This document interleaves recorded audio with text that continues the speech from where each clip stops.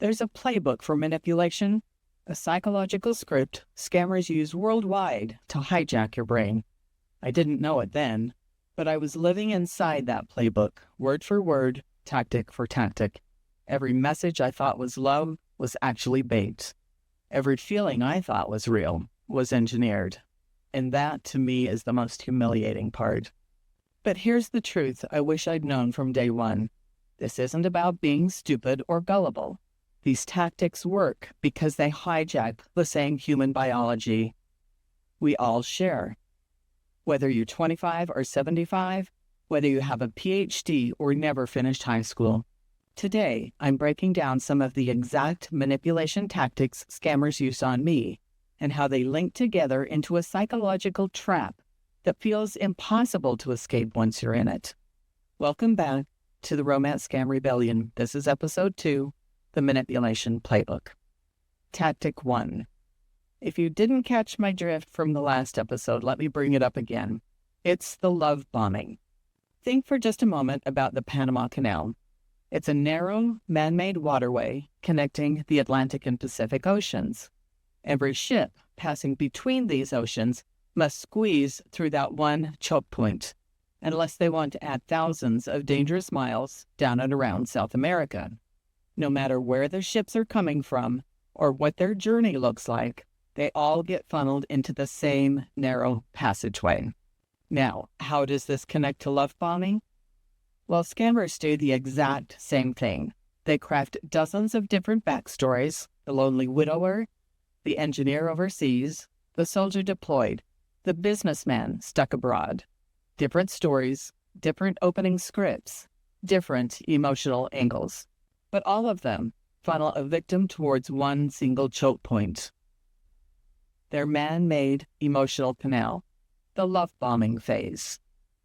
Everything they say in the beginning is designed to steer you towards that narrow emotional passageway, where your defenses drop, your brain chemistry lights up, and the manipulation becomes easy. Because once you've reached that choke point, the dopamine, the oxytocin, those bonding chemicals, that's where they really can take control.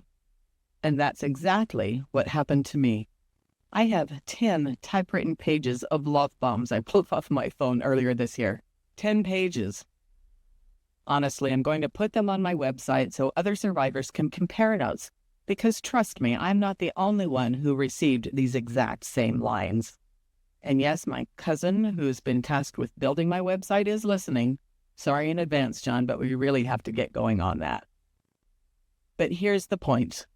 Once I took that swan dive off the emotional cliff, it felt frightening and exhilarating in the same moment.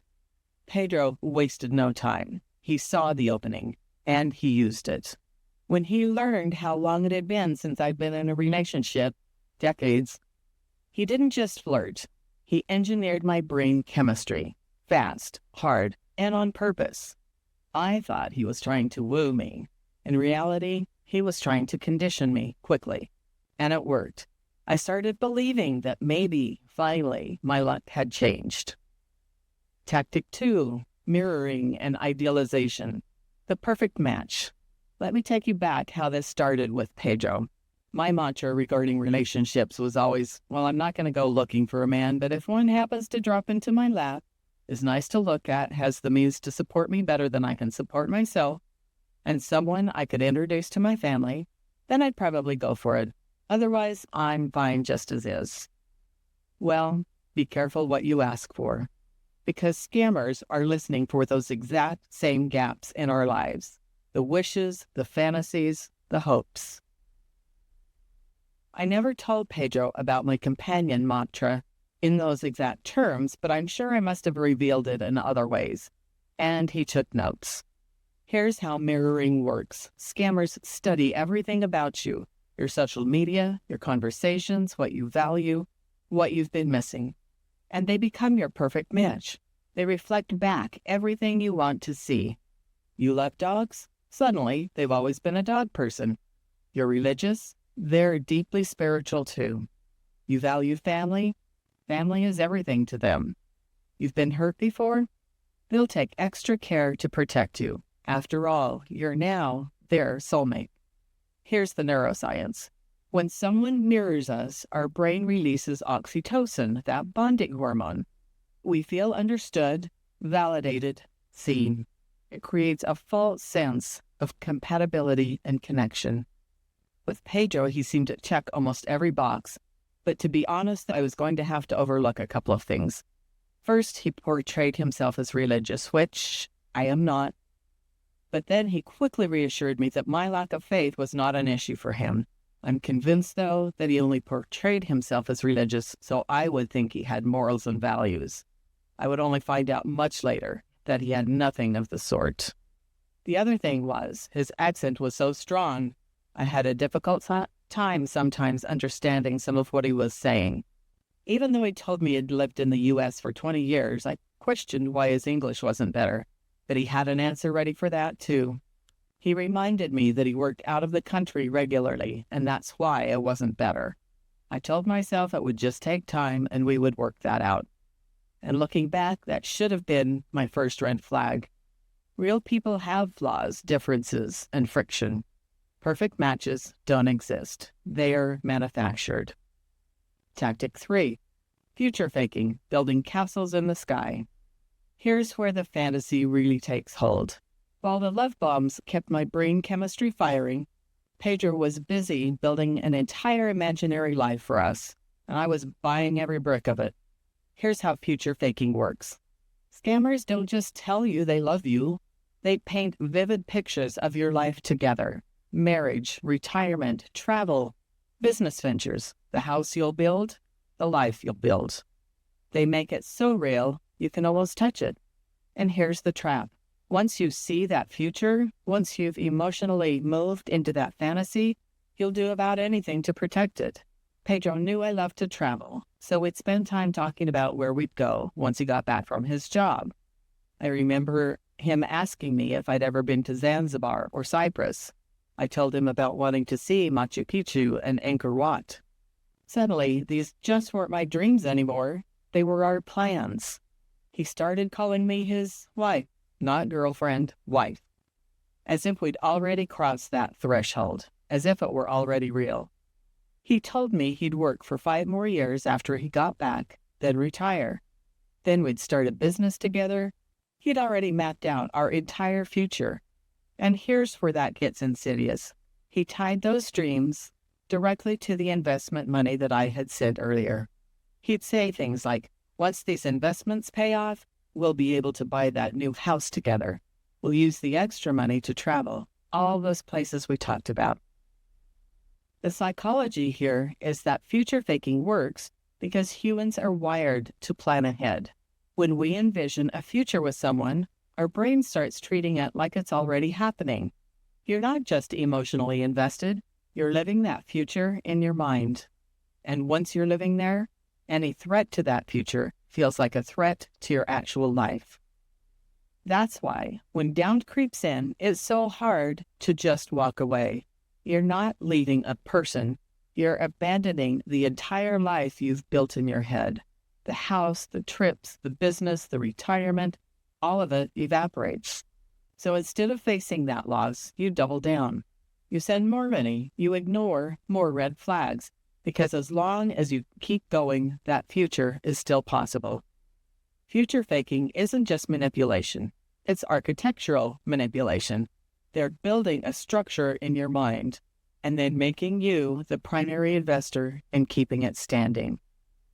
Scammers don't just build a future with you. They build a future for you. And then they trap you inside it.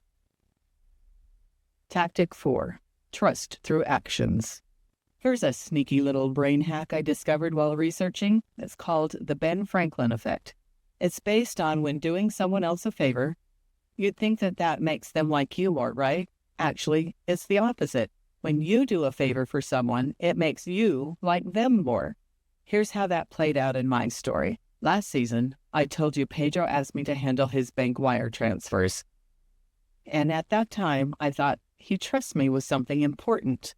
That means he must be a good person. Why else would he put himself in this vulnerable position? But that's exactly how this trick works. Your own actions convince you the scammer is safe and trustworthy. Every time I helped him, my brain rewrote the narrative. I must trust him, otherwise I wouldn't do this. It's cognitive dissonance working against you. By asking me to handle those transfers, he wasn't simply getting help. He was creating an illusion of partnership, trust, and mutual dependence. He was making me complicit. He was making me invested. The psychology, when we do someone favors, our brain needs to justify why we would do that. The easiest explanation is, I must care about this person, and they must be worth it.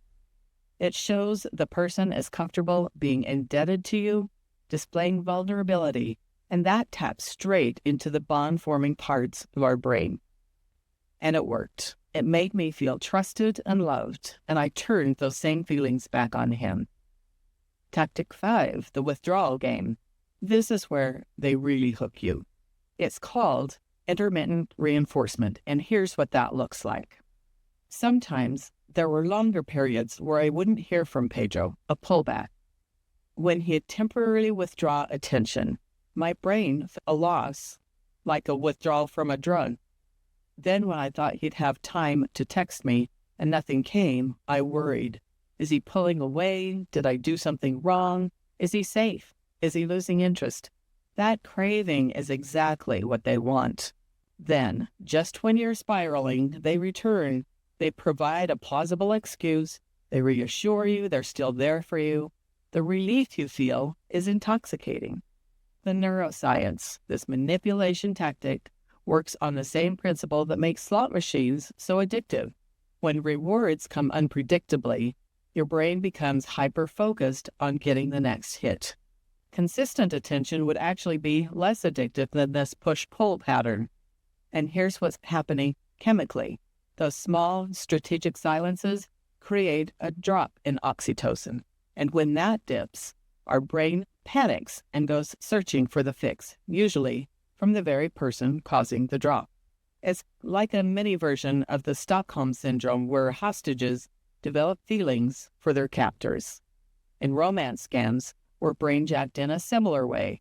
We develop affection and trust, not because they've earned it, but because they've manipulated our emotional wiring. Scammers know this brain trick. Creating silence makes you crave them more. Your brain thinks you're about to lose something precious, and that fear drives you to hold on even tighter. You start chasing the highs and fearing the lows, and the scammer controls both. Tactic 6, too invested to quit. By month 3, 4, 5 with Pedro, I was in deep. And here's where another psychological trap kicks in. It's called the sunk cost fallacy. This means the longer you stay in something, a relationship, a job, a bad investment, the harder it becomes to walk away, even when leaving would clearly be your better option. You think, I've put so much time, money, so much energy, so much emotion, I just can't throw all of that away now. Here's how that played out for me.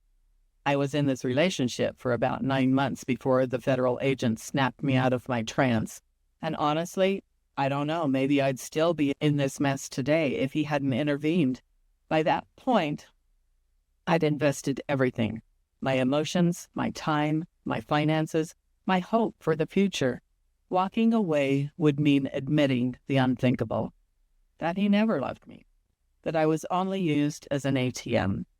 That my money was gone, and that I'd have to explain all of this to the people I loved. No one wants to face that. But prior to coming out of the trance, your brain screams, don't give up now, you've come this far, it's going to pay off. Just one more item to be checked off the list, just one more month, he's almost home. Your entire investment becomes the reason to stay, rather than the reason to cut your losses and leave. I was so desperate at that point that I was even considering unknowingly of becoming a money mule for these crooks, because they would give me a cut for helping them with another opportunity they offered me. That's how warped my thinking had become. And this is how the sunk cost fallacy works. You're not making decisions based on what's best going forward. You're making decisions to justify what you've already lost. Tactic 7, cutting off your safety net. And here's a critical piece that keeps victims trapped: isolation through secrecy. Why does secrecy matter to scammers? If you keep the relationship secret, no one can warn you that you're being manipulated. No one can give you that reality check you need. You're operating in a bubble where the only voice you hear is the scammers. My experience with this, well, I wasn't actually keeping Pedro so much a secret as I was actively lying to the people who loved me and who have tried to keep me safe. I lied to my sister. I lied to my sons. I kept questions about this relationship to a minimum with my friends. When they'd ask how things were going, I'd deflect or minimize. And that's exactly why the scammers encourage secrecy. They might say things like, "Let's keep this just between you and me for now." Or, "I'm afraid your family wouldn't understand what we have." Or, "People will judge us because we haven't met in person yet." Or, "Don't tell anyone I asked for help. That's embarrassing." The psychology is that this reinforces the emotional trap. The less input you had from the outside world, the more you depend on your scammer for reassurance, validation, and now your warped sense of reality. You become an island, and on that island, the scammer is the only other person, which means they control the entire narrative of what's true and what's not. This isn't a personal quirk. It's a critical part of their strategy. Isolation increases dependence, and dependence makes you controllable. Isolation isn't an accident, it's architecture. But here's the terrifying part. These tactics, they don't work in isolation.